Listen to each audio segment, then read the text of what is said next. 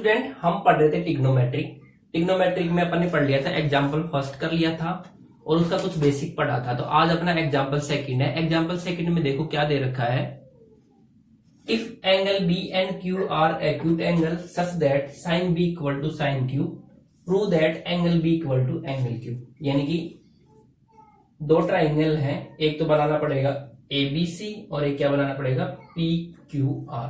Clear है? ये दो ट्राइंगल क्यों लिए? क्योंकि यहाँ पे दो ट्रिग्नोमेट्रिक रेशियो की बात हो रही है, तो साइन बी है और एक क्या है साइन क्यू। तो यहाँ पे दो ट्राइंगल बनाने पड़ेंगे। तो सबसे पहले मैंने मान लिया right angle triangle A B C, जो राइट एंगल है कहाँ पे सी पे। इसी प्रकार एक मैंने ट्राइंगल क्या माना पी क्यू आर, जो राइट एंगल है कहाँ पे आर पे। तो कौन से एंगल की बात हो रही है? साइन बी की बात हो रही है। इसका मतलब ये वाली जो साइड है, जो साइड बीसी है वो तो क्या बन जाएगा अपना बेस, और जो एसी है वो क्या हो जाएगा परपेंडिकुलर, और यहाँ पे जो ए बी बच गया वो क्या है हाइपोटेन्यूज। इसी प्रकार जो अपना ट्राइंगल पी क्यू आर है उसमें जो क्यू आर है वो तो बेस है और जो पी आर है वो परपेंडिकुलर है, और ये यहाँ पे क्या बन गया हाइपोटेन्यूज। तो यहाँ पे अगर मैं लिखना चाहूं तो साइन बी इक्वल टू क्या आएगा परपेंडिकुलर अपॉन हाइपोटेन्यूज होता है। तो यहाँ पे परपेंडिकुलर कौन से एंगल की बात हो रही है? एंगल बी की। तो जिस जहां पे एंगल बनता है वो क्या होता है अपना बेस होता है। तो ये बेस हो गया, तो ये क्या हो गया परपेंडिकुलर। तो परपेंडिकुलर क्या आया AC अपॉन में हाइपोटेन्यूज क्या है AB, और हाइपोटेन्यूज कहाँ पे बनता है 90 डिग्री, जहां पे एंगल बनता है उसके अपोजिट साइड होती है, यानी कि उसके सामने वाली भुजा। इसी प्रकार इसमें अगर मैं लिखना चाहूं साइन क्यू, तो साइन क्यू क्या आएगा, ये तो बेस तो ये परपेंडिकुलर। तो परपेंडिकुलर अपॉन हाइपोटेन्यूज होता है, तो परपेंडिकुलर क्या हो गया पी आर, हाइपोटेन्यूज क्या आया क्या हुआ पी क्यू। क्लियर है? तो यहां से इसने बोल रखा है sine B equal to sine Q बोला है। ये क्वेश्चन में गिवन है sine B equal to sine Q. तो साइन बी की वैल्यू यहां पे आएगी AC अपॉन में AB equal to PR upon में PQ। इतना समझ में आ गया? ये तो गिवन था। अब अपन को प्रूव क्या करना है, angle B equal to angle Q। तो यानी कि यहाँ पे जो ये वाला एंगल बन रहा है और ये वाला जो एंगल है वो आपस में क्या होने चाहिए इक्वल। तो मैं इसको इस प्रकार से भी लिख सकता हूं, क्या मैं इसे ऐसे कह सकता हूं AC अपॉन में PR एंड AB अपॉन में PQ, और ये किसी मान लो कोई नंबर है K उसके बराबर है, ठीक है, उसके इक्वल है। ऐसा क्यों किया मैंने? ताकि जब मैं रिलेशन फाइंड करूं एंगल B और एंगल Q के लिए तो मैं इनको यूज कर पाऊं, ठीक है, क्योंकि ये आपस में इनका रेशियो बराबर है ना। तो ये वाली साइड यहाँ पे आ जाएगी और ये वाली साइड कहाँ चली जाएगी यहाँ पे, तो उससे कोई फर्क नहीं पड़ेगा। तो K के बराबर आ गया। क्लियर है? अब मैं यूज करूंगा यूजिंग पाइथागोरस थ्योरम, मैं ये यूज करने वाला हूं। देखो पाइथागोरस थ्योरम क्या कहती है, किसी भी राइट एंगल ट्राइंगल में, पाइथागोरस थ्योरम मैं बार बार बता चुका हूं, क्या कहती है किसी भी राइट एंगल ट्राइंगल में हाइपोटेन्यूज का स्क्वायर इक्वल टू बेस का स्क्वायर प्लस परपेंडिकुलर का स्क्वायर, ये होता है। तो यहाँ पे अगर मैं ट्राइंगल ABC में लिखना चाहूं तो क्या आएगा, मुझे लिखना पड़ेगा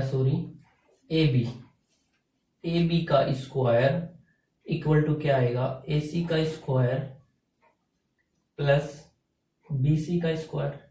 क्लियर है?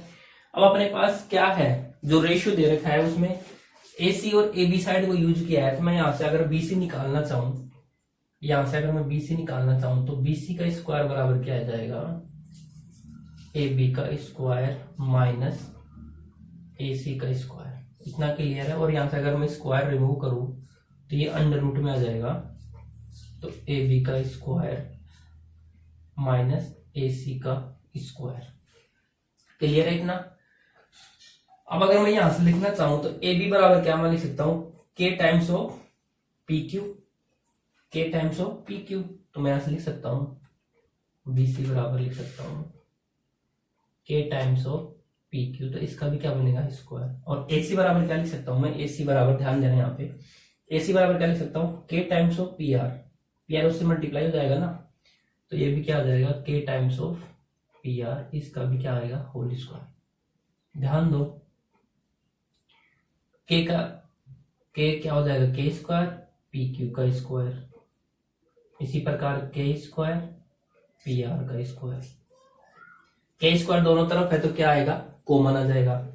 तो यहां से क्या आ जाएगा, के स्क्वायर रूट में है तो क्या आ जाएगा बाहर अकेला के, और अंदर क्या बच जाएगा, पी क्यू का whole square minus P R का होल स्क्वायर बराबर क्या आ गया, बीसी अपनी आ गई इक्वेशन नंबर फर्स्ट। ये क्या आ गया अपनी इक्वेशन नंबर फर्स्ट। क्लियर है इतना। अब इक्वेशन नंबर सेकंड कहां से लाएंगे, इस वाले ट्राइंगल के लिए लिखेंगे, जो ट्राइंगल पी क्यू आर है उसके लिए पाइथागोरस थ्योरम यूज करेंगे। तो मैं इसको इस वाले को रिमूव कर देता हूं, ठीक है। तो ध्यान दो अपने पास क्या है, ये जो है उसको तो मैं लिख देता हूं, ए सी अपॉन में पी आर इक्वल टू क्या है, ए बी अपॉन में पी क्यू इक्वल टू के है, ठीक है।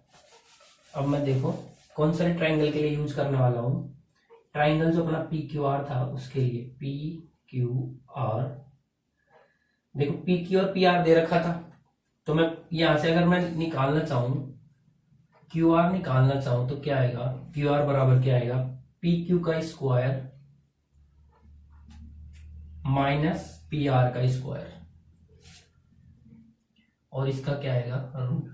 ये इक्वेशन नंबर सेकंड, यानी कि मैंने यहाँ पे भी क्या यूज कर लिया, पाइथागोरस थ्योरम यूज कर लिया। ध्यान दो अगर मैं यहां से लिखना चाहूं बी सी अपॉन में क्यू आर, अगर मैं फाइंड करूं बी सी अपॉन में क्यू आर तो क्या आएगा, बी सी क्या है, K times of root of P Q का होल स्क्वायर पी आर का होल स्क्वायर डिवाइड में क्या है ये वाला, तो ये सेम क्वांटिटी है पी क्यू का whole square minus P R का होल स्क्वायर। तो यहां से देखो ये वाला टर्म कट जाएगा तो ये क्या आ जाएगा, बी सी अपॉन में क्यू आर इक्वल टू क्या आ गया। तो ध्यान दो ये जो थर्ड साइड आई वो भी उसका रेशियो भी क्या आ गया, सेम रेशियो आ गया, यानी जो साइड बची हुई थी उसका रेशियो भी क्या आ गया, सेम। तो इससे अपन क्या कह सकते हैं कि दो ट्राइंगल अपने पास, एक तो क्या था, देखो क्वेश्चन को मैं रब कर देता हूं, क्वेश्चन को रब कर देते हैं, तो अपने पास देखो क्या आया, ध्यान देना क्या आ गया, दो ट्राइंगल थे अपने पास, एक तो था ए बी सी और दूसरा ट्राइंगल था पी क्यू आर। तो इसमें तीनों साइड का रेशियो क्या आ गया, सेम आ गया। तो साइड क्या है रेशियो में, तो अपने पास क्या आया, ए सी अपॉन में तो आया था पी आर, ठीक है। इसी प्रकार क्या आया था, ए बी अपॉन में आया था पी क्यू, और अभी अभी अपने कैलकुलेट किया, ये क्या आया, बी सी अपॉन में क्यू आर आ गया। तो तीनों साइड क्या है आपस में रेशियो में, यानी कि तीनों साइड क्या है प्रोपोर्शनल में है। तो यहाँ पे अपन यूज करेंगे क्या, similarity of A triangle, triangle की सिमिलरिटी थ्योरम यूज करेंगे। तो वो क्या कहती है कि अगर दो ट्राइंगल की साइड क्या है रेशियो में है, ठीक है, if the side of it two triangles are in ratio या are in proportional then angle respective angle या corresponding angle are equal. Clear है कि अगर दो ट्राइंगल की साइड क्या है प्रोपोर्शनल में है, तो देखो ए सी अपॉन में क्या है P R, A B upon में क्या है पी क्यू, और बी सी अपॉन में क्या है क्यू आर। क्लियर है, तो साइड क्या है प्रोपोर्शनल में है तो उनके एंगल भी क्या होंगे इक्वल, यानी कि क्रोस्पोंडिंग एंगल। तो एंगल बी किसके बराबर होगा, एंगल क्यू के। और यहां पे क्या लिखेंगे, by using similarity of triangles. तो यहाँ पे अपन ने दो कॉन्सेप्ट समझा, एक तो क्या था पाइथागोरस थ्योरम का यूज किया जिससे अपन ने कैलकुलेट किया, और दूसरा क्या लगाया, जैसे जो साइड थी उनकी प्रोपोर्शनल में आ गई तो वहां पे अपन ने यूज किया कि जो सिमिलरिटी होती है ट्राइंगल की, वहां पे अपन ने थ्योरम यूज की कि अगर all sides are in proportional then corresponding angle are equals. तो एंगल्स क्या होंगे equal, B equal to Q होगा, अगर मैं कहना चाहूं तो एंगल ए इक्वल टू क्या होगा, एंगल बी। ठीक है, क्लियर है। चलो अगला एग्जाम्पल करते हैं, ठीक है। तो देखो अगला एग्जाम्पल क्या दे रखा है,